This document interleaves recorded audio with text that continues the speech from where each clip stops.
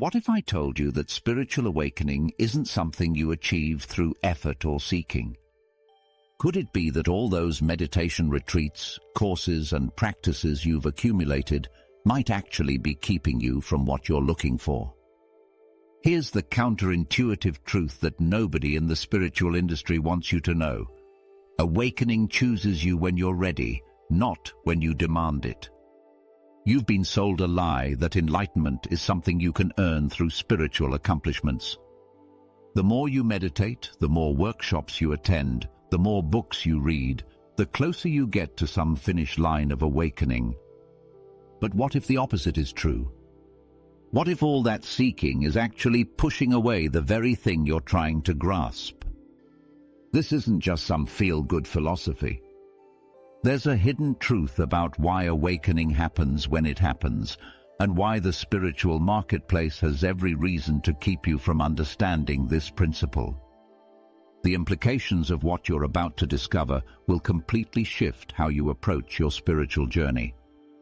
Today you'll discover the lie that keeps millions of people trapped in endless spiritual seeking. You'll understand why forced awakening never works, and what natural readiness actually looks like.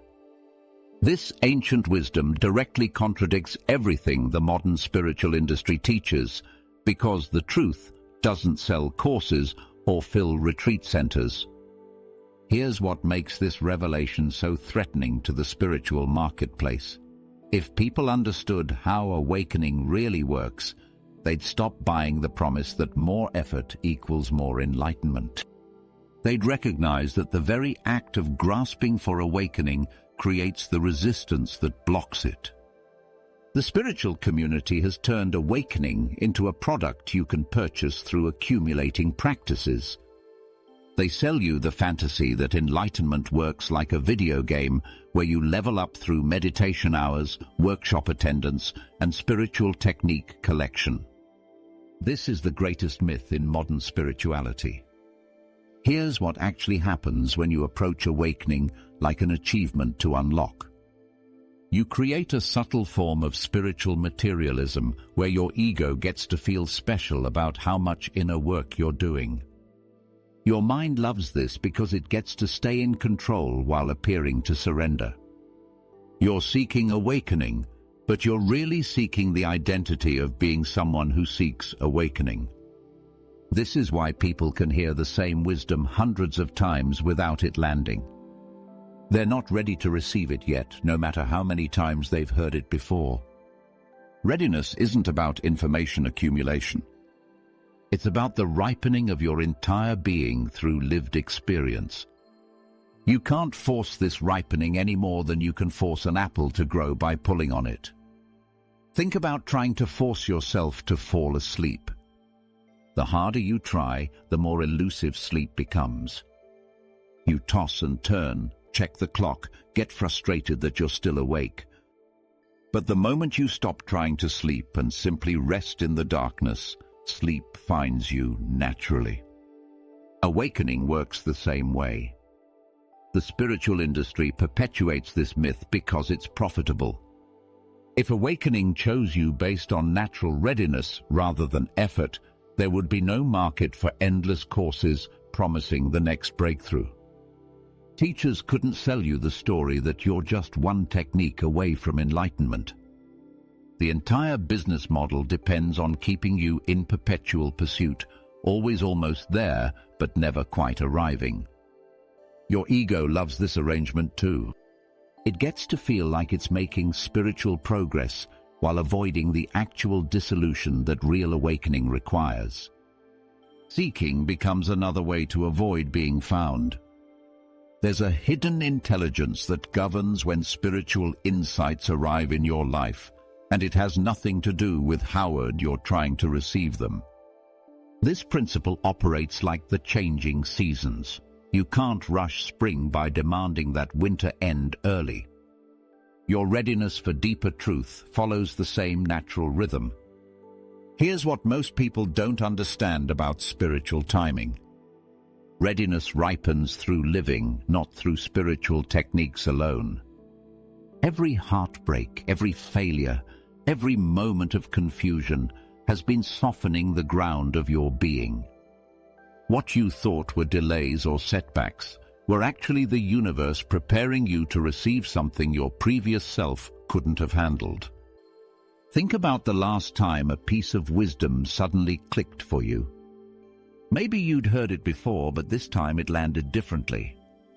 Something had shifted in you between the first hearing and the moment of recognition. That shift wasn't created by more meditation or study. It was created by life itself working on you in ways your conscious mind couldn't orchestrate. This is the truth about synchronicity that goes deeper than coincidence. Life delivers messages when you can receive them, not when you think you need them. The book that falls off the shelf, the conversation overheard at just the right moment, the teacher who appears when the student is truly ready, these aren't accidents. They're expressions of a timing intelligence far more sophisticated than your personal will. You and universal intelligence operate as one rhythm, even when it doesn't feel that way. Your struggles aren't separate from your awakening. They're creating the conditions for it. The periods when nothing seems to be happening spiritually are often when the deepest preparation is occurring beneath the surface of your awareness. Forcing awakening is like tugging on a flower bud, expecting it to bloom faster. You might damage the delicate process that's already unfolding perfectly. The bud knows exactly when to open. It's responding to light, temperature, moisture, and countless other factors your impatient mind can't calculate. Your spiritual unfolding follows the same precise timing. Here's where this gets really interesting. The very experiences you've been trying to avoid or transcend through spiritual practice, the heartbreak, the failure, the confusion, these create the softness needed for truth to enter.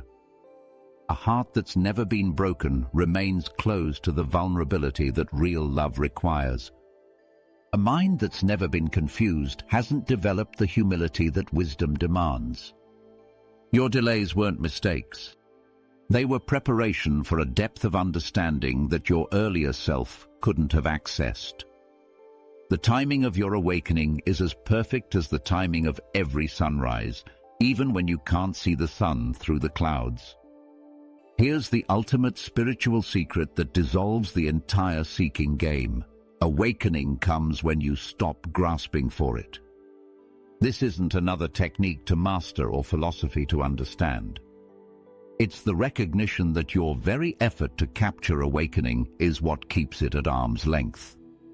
The ancient masters knew something that modern spirituality has forgotten. Emptying your cup is more important than filling it with knowledge. Every spiritual concept you accumulate, every meditation experience you cling to, every glimpse of enlightenment you try to recreate, these become obstacles to the fresh recognition that awakening actually is. Readiness isn't about adding spiritual accomplishments to your resume. It's about removing the walls you've built between yourself and what you already are. These walls are made of seeking itself, the belief that you're separate from what you're looking for, that you need to become something other than what you are right now.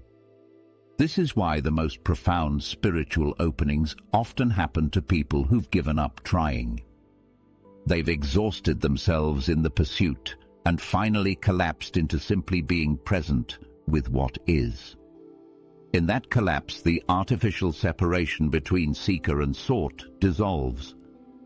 What remains is the recognition that there was never anyone seeking and nothing to be found. Patience and trust aren't virtues you develop for spiritual points. They're the natural expression of understanding that your unfolding is already perfect.